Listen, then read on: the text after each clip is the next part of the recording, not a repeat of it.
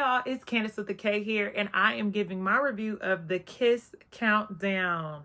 Okay, I'm obsessed with this book, and I can't wait to share what I felt when I was reading it. So if you are interested, please keep watching. Alrighty, The Kiss Countdown by Etta Easton is actually our book club book for the month of February, okay? What book club, Candace? Oh, I'm glad you asked. It is the For the Lovers Romance Book Club, which is a book club that I host where we only read romance books. So it is for all of my lovers out there who are interested in coming together to talk about love, okay? I absolutely love romance books. If y'all don't know, well, now you know. And so I love to create this community for us to talk about it. The information for the book club is down below in the description box, or you can reach out to me directly and I'll be sure to put you on our email listserv if you are interested. So now let's get into the review. So first, I'm going to read the description that is on Amazon, and it reads: risk-averse event planner Amory Price is jobless, newly single, and about to lose her apartment.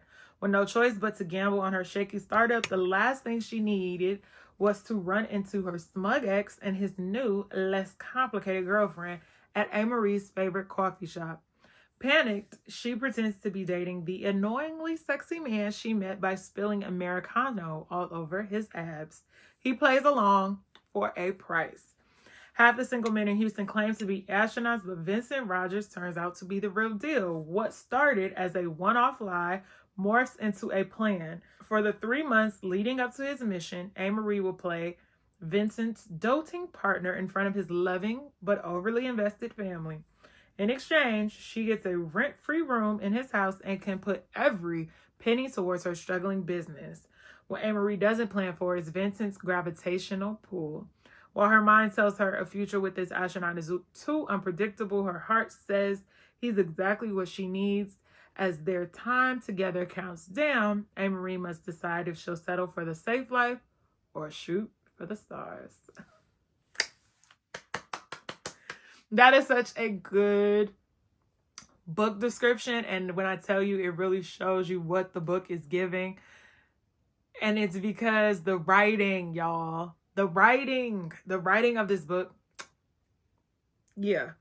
Before we get into it, let's talk about the cover. Now, the cover to me could have been better, but it features some of my favorite elements, which are pink, which are green, and which are black people.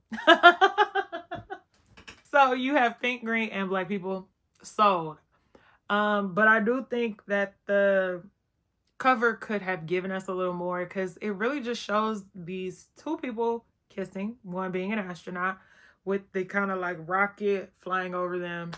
Sure, what would I have done differently if I was in control of the cover? I don't really know.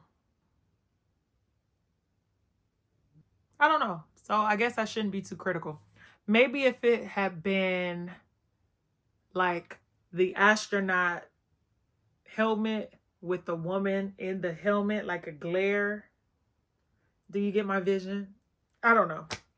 Anyways, from here on out will be my review. It will contain some spoilers, so just beware. And it won't go into too much detail because some of my existing questions I hope to answer in our book club. So you might as well join the book club, right? Right. Vincent is a man. And let me tell you why.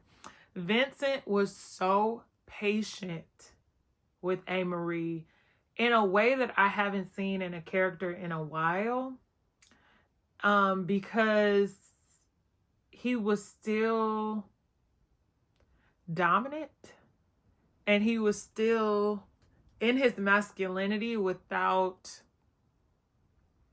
asserting that dominance over her.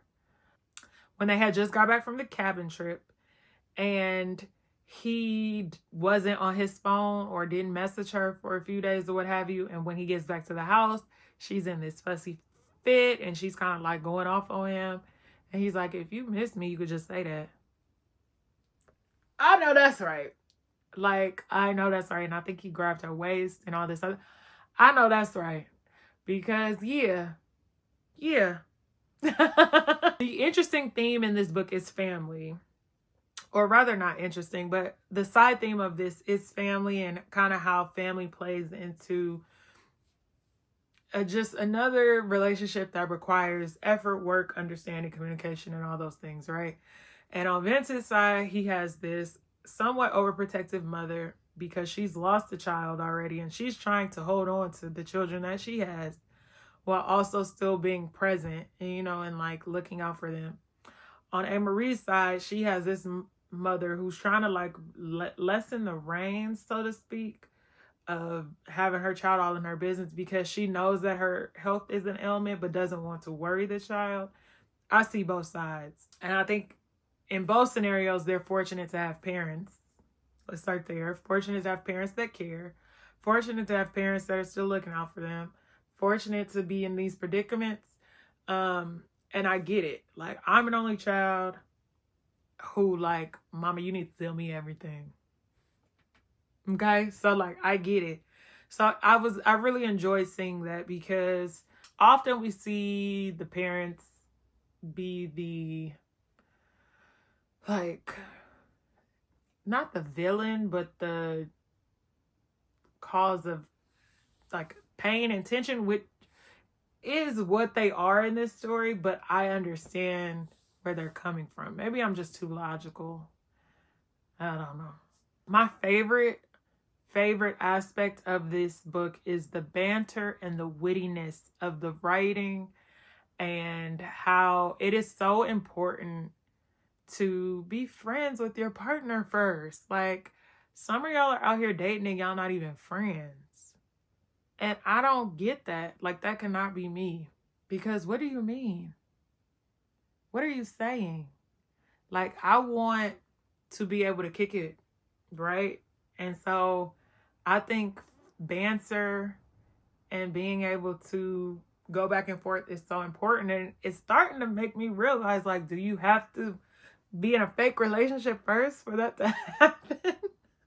Wouldn't that be crazy if you have to be in a fake relationship first for you to get the friendly part out of your partner? Wouldn't that be weird? I also really loved how, despite it being a fake relationship, Vince's family rather, was so welcoming.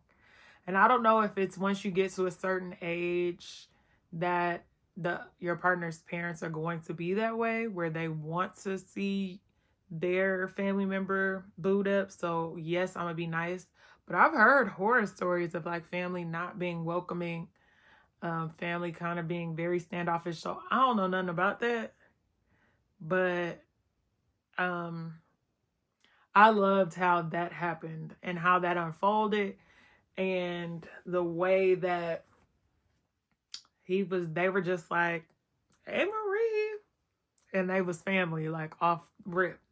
I guess if you end up first meeting the family on a trip, you kind of have no choice. Because, like, we here. So, you going to be mean to me? Oh, okay. This is my first title by Etta Easton. And I would be so down to read more by her because I enjoyed the writing on this one. I ended up giving this book 4 out of 5 stars simply for the banter, the tingles.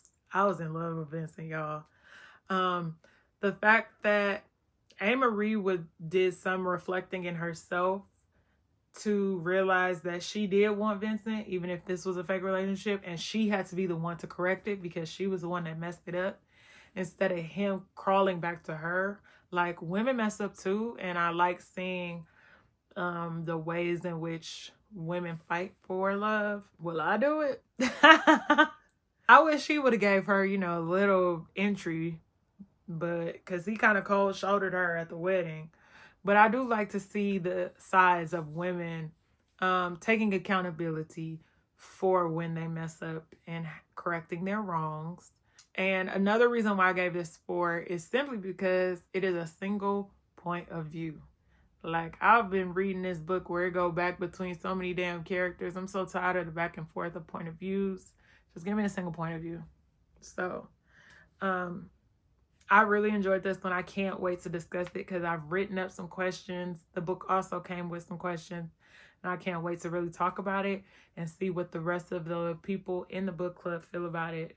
Because If they liked it as much as I did, this should be a good discussion, okay? So I hope to see you in my next video. Make sure you hit that subscribe button.